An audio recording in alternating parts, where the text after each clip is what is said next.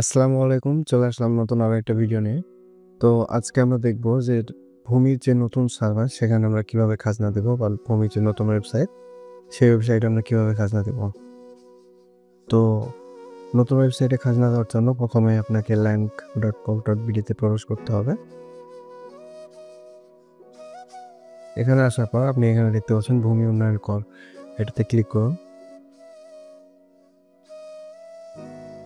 ভূমি উন্নয়ন কর এই ওয়েবসাইটে আসার পর দেখতে পাচ্ছেন এখানে আসলে খাজনা দেওয়ার জন্য কী কী প্রয়োজন বা নিবন্ধনের জন্য কী কী প্রয়োজন। সচল একটি ফোন নাম্বার, জাতীয়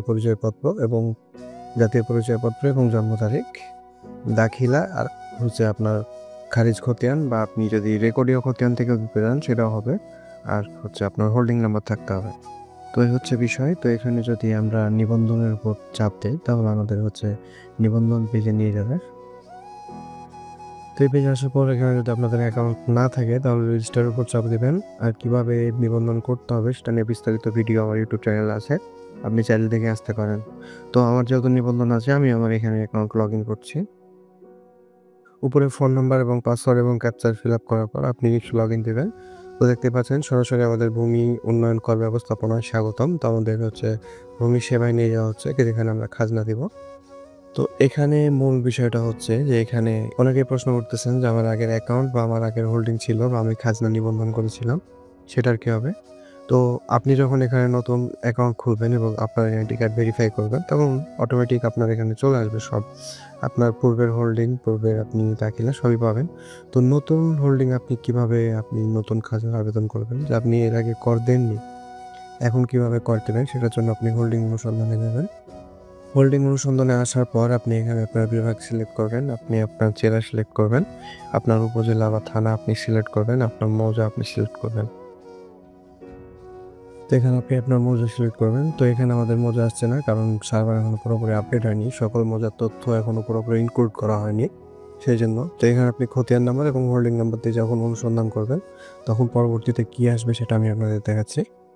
আমি সরাসরি সার্ভার থেকে দেখাতে পারলাম না, কারণ এখনও আপনার হচ্ছে সম্পূর্ণ কাজ শেষ হয়নি। এই যে এখানে আপনি যখন অনুসন্ধানে চাপ দেবেন তখন আপনি এখানে দেখতে পাবেন আপনার মৌজার নাম, আপনার হোল্ডিং নাম্বার, খতিয়ান নাম্বার এবং আপনার সর্বশেষ কর পরিশোধের সাল আপনি এখানে দেখতে পারবেন। তো এখানে যদি আপনি পরবর্তী পদক্ষেপে আপনি হচ্ছে বিস্তারিত চাপ দেবেন। তো বিস্তারিত চাপ দিলে আপনি এখানে দেখতে পাবেন যে হচ্ছে আপনাকে বলা হচ্ছে যে আমি মনে করে প্রত্যয়ন করতেছি যে এই হোল্ডিংয়ের মালিক আপনি, বা যে আপনি এখানে আপনি সম্মতি জানাচ্ছেন যে এটা আপনার হোল্ডিং, আপনি এটা খুঁজে পেয়েছেন এরকম একটা। তারপর হচ্ছে আর এটা যদি আপনার না হয় তো আপনি আপত্তি প্রদান করতে পারেন, বা হোল্ডিংয়ে কোনো ভুল থাকলে আপনি আপত্তি প্রদান করতে পারেন। এখানে আপনার নাম যদি ভুল থাকে বা নামে মিল না থাকে বা আপনার ফোন নাম্বারে যদি মিল না থাকে তো আপনি এখানে আপত্তি প্রদান করতে পারবেন। আপনার যে পুরোনো হোল্ডিংগুলো সেগুলো এখানে চলে আসবে অনুসন্ধানের পর। তারপর আপনি যদি সবকিছু ঠিকঠাক থাকে তো আপনি চেকমার্ক দিয়ে সম্মতিতে চাপ দিবেন। সম্মতিতে চাপ দিলে আপনি এখানে দেখতেই পাচ্ছেন যে সম্মতিকৃত হোল্ডিং সংখ্যা, আপনার পুরোনো যে হোল্ডিংগুলো ছিল বা নতুন হোল্ডিং সেগুলো সবগুলো এখানে আপনার হচ্ছে চলে আসবে। তো আপনি এবার খাজনা প্রদান করবেন কিভাবে? সম্মতিকৃত হোল্ডিং সংখ্যাতে আসবেন। এখানে আপনি চাইলে হোল্ডিং বাতিলও করতে পারেন, যে হোল্ডিং জমি আপনার নেই, আপনি জমি রেজিস্ট্রি দিয়ে দিয়েছেন বা জমি বিক্রি করে দিয়েছেন, সেক্ষেত্রে আপনি হোল্ডিং বাতিল করতে পারবেন। তো এখানে কর পরিশোধের জন্য আপনাকে যেটা করতে হবে সেটা হচ্ছে আপনি এখানে আসবেন সম্মতি প্রদান হোল্ডিংয়ে, তারপর আপনি আপনার কাঙ্ক্ষিত হোল্ডিং সিলেক্ট করবেন।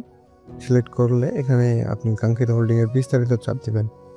বিস্তারিত চাপ দিলে এখানে দেখতে পাবেন যে অনলাইন পেমেন্টে আপনি কোন মাধ্যমে পেমেন্ট করতে চাচ্ছেন, চালান বা আপনার হচ্ছে বিকাশ, রকেট, নগদ যদি চান তাহলে আপনি এক পে দিয়ে পেমেন্ট করবেন। তারপরে হচ্ছে আপনি এখানে পিন পাসওয়ার্ড দিয়ে পেমেন্ট করা হয়ে গেলে আপনি দাখিলার থেকে আপনার পেমেন্টের যেই রিসিট বা আপনার খাজনার কপি সেটা আপনি পেয়ে যাবেন। তো খুবই সহজ প্রসেস, খুবই সহজভাবে দেখানোর চেষ্টা করলাম।